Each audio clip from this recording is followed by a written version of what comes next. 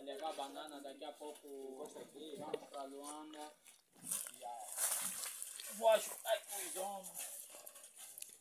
Das bananas. Cheio. Isso.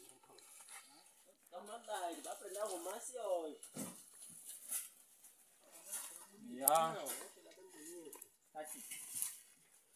Essa é a fazenda do Mampau, onde eu comprei lá as bananas.